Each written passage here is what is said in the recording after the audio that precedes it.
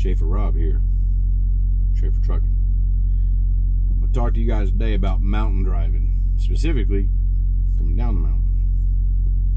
It is probably, it's probably the most dangerous thing we can do. And if you haven't done it, it's not good. But it's also one of the easiest things that we can do. The most important part of mountain driving is being prepared. It's making the preparations before you actually go down the mountain. Right, going up the mountain is easy. Truck's going to climb the mountain. That's all there is to it. Going down the mountain, same thing. The truck's going to do it. Gravity's going to help. If you have an automatic, this is considerably easier. So what I'm about to talk to you, the process I'm about to talk to you, really only applies to Crete and Schaefer, because I don't know the setups on other vehicles, with other companies. Now, if you drive for whoever, and you're seeing this video, and you can use these methods, by all means, use them. I mean, it doesn't hurt. It's not going to kill nobody, hopefully. You really want to follow the directions, though. So here are the steps to coming down the mountain in a manual, because those are shorter, and then how to come down a manual or the mountain in an automatic. In a manual transmission, two things you need to do. Know the speed you're going to come down, that you want to come down in, and have it in the gear below that. So if you want to come down the mountain at 30 miles an hour, that means you would want to come down in 7th gear. And this is on a 10-speed, so 7th gear, you might want to be in 6th. Jake's on full. Before you even start down the grade, you already want to be in that gear. You want to be in that gear, Jake's on, as you peek over and let the Jake or your exhaust brake slow you down, all right, and let that gear hold you there. That's the preparation part of this. As long as you do that and you pick your right gear for the right speed that you want to go down, you got it made. Okay, simple. Let's talk about the automatic. Now, when you're coming down a mountain grade, and there is a video of me doing this right after I'm done explaining it, what you want to do is you want to make sure that you are, before you ever get to the peak to start your drop, you want to be below the speed limit you want to come down in. Now, if you want to come down the mountain at whatever speed, right, you want to be below that speed by at least 5 miles an hour and set your cruise control. Meaning, if you want to come down a mountain at 30 miles an hour, set your cruise control for 25. In our trucks, this is strictly Crete and Schaefer, we have what they call the +5 -4. Okay, that's the setup for how fast over or below your cruise will set. All right, 5 over, 4 below. So if you set it your cruise at 30, you can go 35, or if Opti run kicks in, meaning it's getting maximum fuel efficiency, it'll drop to 26. So set it at 30, 26 to 35 is your range. However, when you're coming down the mountain, okay, all you need to do is determine in advance what speed you want to come down. Once you determine that speed, right, slow down to at least 5 miles, preferably more. If you want to come down the mountain at 30, I would be at 20. Set the cruise for 25 and let the truck work itself into it going down the mountain. You don't have to set the Jakes or nothing. Crete and Schaefer, your truck, the computer will do it on its own. All you have to do is monitor. That's it. Monitor the truck. Now, there are some things you may want to remember. You choose what speed you want to go down, but the guy in front of you may be going down slower if that's the case, you got two choices. One, slow yourself down to keep pace with the guy in front of you. Or, without holding up traffic, go around him, then back over in the other lane. All right? You don't want to hold up everybody. That's the thing. So let's just, kind of remember that it's a courtesy to not hold up traffic. Okay? But the rule. You're going to go down, pick a speed, set your cruise for 5 miles an hour below that speed, and be prepared before you ever start down the grade. Now, the next segment will be me coming down Cabbage Pass, and you guys can see that. Good afternoon. So this is our video of how do you go down a mountain pass. And I picked a perfect pass to do it. This is Cabbage Pass, I-84, mile marker 226, heading west.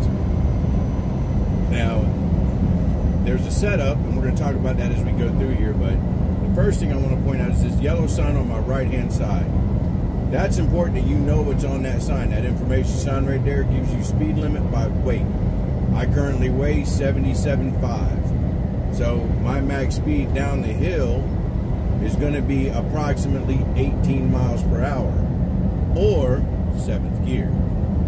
Right? So we're going to set everything up, though, by slowing down to our speed that we need to be at so that we can set our cruise control. Now, this is going to apply to the 2020, 2021, 2022 Freightliners. Automatic transmissions. In the manual transmission, you'll already be, when we come around this corner right here, and you can see it says last warning, 6 miles of a 6% downgrade. All right, at this point right here, manuals need to be in that low gear. Jake's on, slipping down. I am setting my cruise control for 30 miles an hour. And you can hear my truck slowing down. That's the Jakes are already engaged. And that's because I'm going to come down the mountain at 35 miles an hour, which is my current speed. I don't want to go any faster. Right here. This is nice and casual. And I'm going to do this speed for the next 6 miles. I'm going to come down at this speed paced off the truck in front of me. The reason I'm pacing, well, he's going to start speeding up here in just a little bit. In fact, there he goes. But basically, the way it works is you pick what speed you want to come down the mountain on, okay? And it's got to be within reason, obviously. I said I want to come down the mountain at 35 miles an hour. All right? Not a problem. In order to do that, I've got to set my cruise control at 5 miles an hour slower than I'm coming down. So if I want to come down the mountain at 35, I need to set my cruise control for 30. When I do that, the truck will not go over 35. Now, the key to making all this work, there's a key to this, is to have everything set up, done, and in place, and cruise control set and running before you start the descent. Okay? Before you start the descent. Like if I'm coming down right now and I'm stab braking and everything like that, it's going to be hard for the truck to get into what I want it to do. All right? It's easier if I set up at the top of the mountain pass and then just come down the mountain pass. See, the gentleman in front of me, he keeps slowing down a little bit. He's, got his he's got his manual transmission, and he's flipping between his Jakes. So we're going to go around him.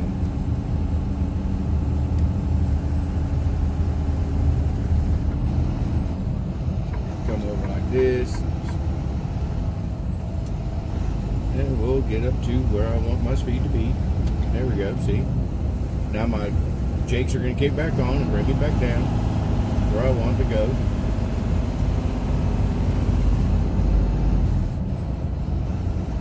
See, now they're going to hold me at my 35 miles an hour, which is the speed I want to be going. So we got this thing going down. We're following all the rules. We got everything going slow. Cars are going around you. This is how you come down the mountain pass. See, we started to increase our downgrade a little bit, and now it picks up that gear, and we're going to hover at 35 miles an hour. And this is it. This is how you successfully come down a mountain grade. Now, this being Cabbage Pass, this is what they consider a major mountain pass. This mountain pass, you know, they have majors and minors and yada yada yada. You know, Donner Pass is another major. Eisenhower Pass is a major. You know, just, and the minors would be like Rattlesnake and whatever the other ones are. I can't think about my names off the top of my head. So I'm gonna go ahead and stop the video for now, but I will bring you back before the mountain pass is over to show you the last tricky stage of this.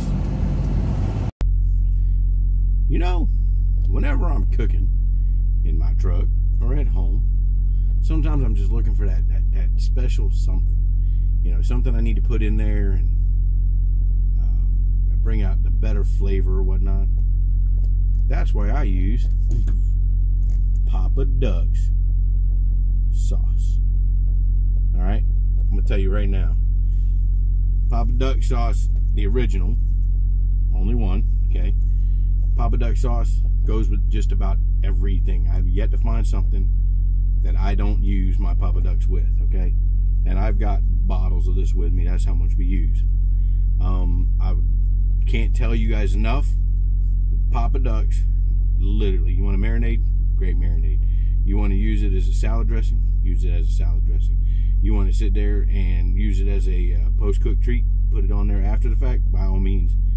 Papa Duck's original sauce is phenomenal, okay? Pro-military, pro-first responder, pro-law enforcement. You know, these guys, they go above and beyond for everybody they come across.